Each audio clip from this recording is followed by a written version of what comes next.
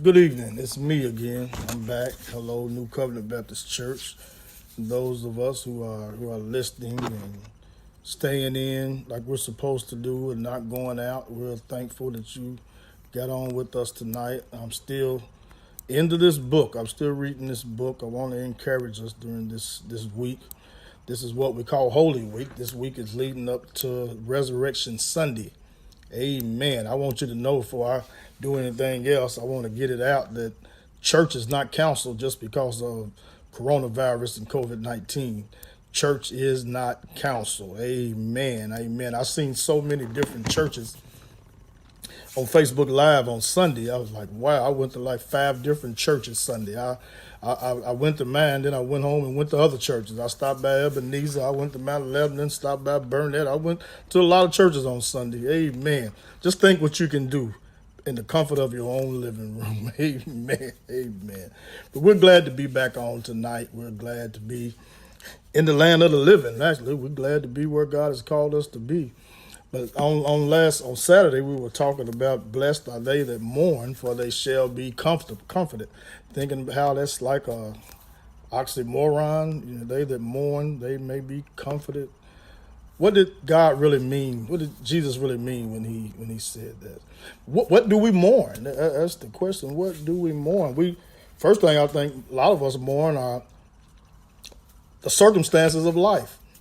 You know, those dream busters, those things that wake us up out of our dream. We don't choose for these things to happen. We don't invite these things in. They just kick our door down and come on in and have a seat.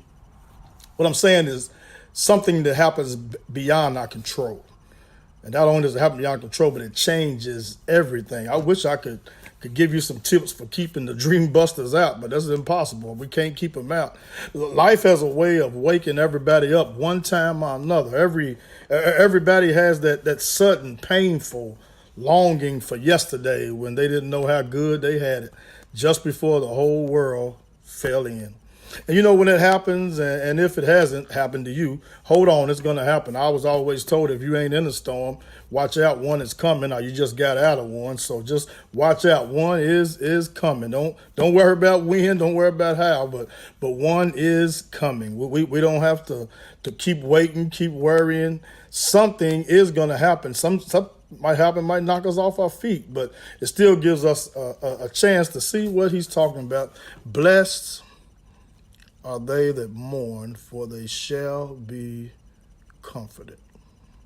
One thing I think we're blessed, we mourn the circumstances, then we're blessed by his presence.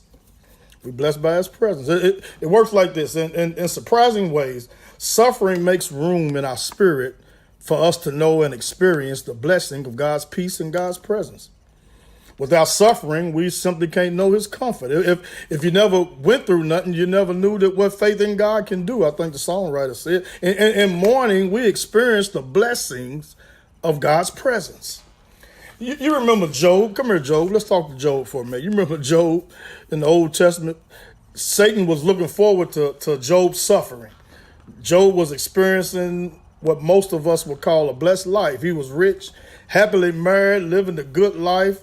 But storms were on the horizon, and Satan figured it would go down a certain way. He thought, sad to say, like many of us think, that once the bad stuff came, Job would hold it against God and declare his religion to be useless.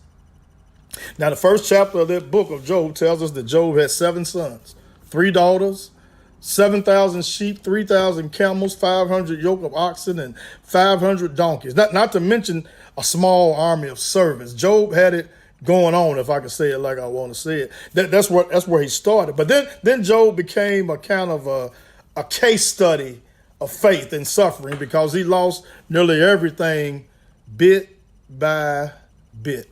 You know the story. A strong wind, maybe you don't know the story. A strong wind knocked down his house, killed his children, but the book of Job was just getting started. In the second chapter, Job lost his health. He was infested with sores over every inch of his body. He lost all of his livestock and all of his wealth, and Satan was betting on him losing all his faith in this bargain. His wife's best advice, all she could say was curse God and die, because what good is God if life doesn't work out for a time? to Satan's befuddlement, Job experienced God in a way that he had never experienced God before. Job said, "My ears had heard of you," he said, "but now my eyes have seen you." You ever been there? You ever been to the point where you know you didn't heard about God? You didn't heard about the blessings God has. You didn't heard about all the things God can do. But hearing and seeing is two different things. Can I get a witness from somebody tonight? Hearing what God has done, hearing what grandmama and them said, hearing what mama and them said, hearing what Uncle Joe and all of them said, sounds good. But what about knowing and seeing him for yourself? Here's what we find out in our suffering. There's a deep void that used to be filled with whatever we lost. It could have been stuff, or it could have been our relationships, none of which are bad things, but when it's gone, it leaves a void. It leaves a emptiness. And who's there to fill it up? God. He's right there to fill it up.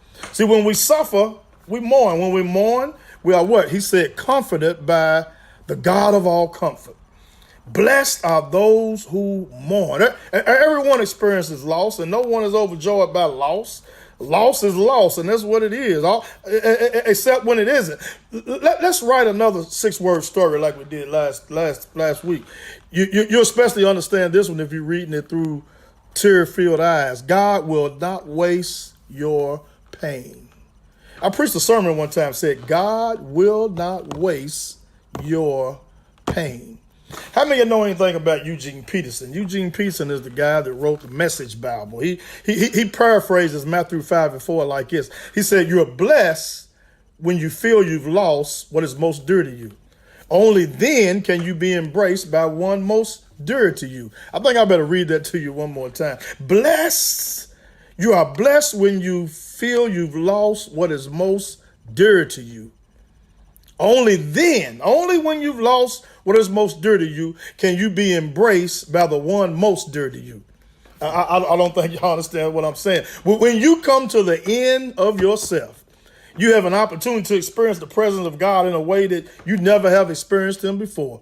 Maybe you've embraced some wonderful things and lost some wonderful things, but there's no embrace like being embraced by God himself. Can I get a witness from somebody tonight? I need somebody to come along with me tonight. Somebody that's been through something, somebody that's lost, somebody that's been here and been there and not knowing what was going to happen on the next day, but some kind of way God came in and filled the empty void.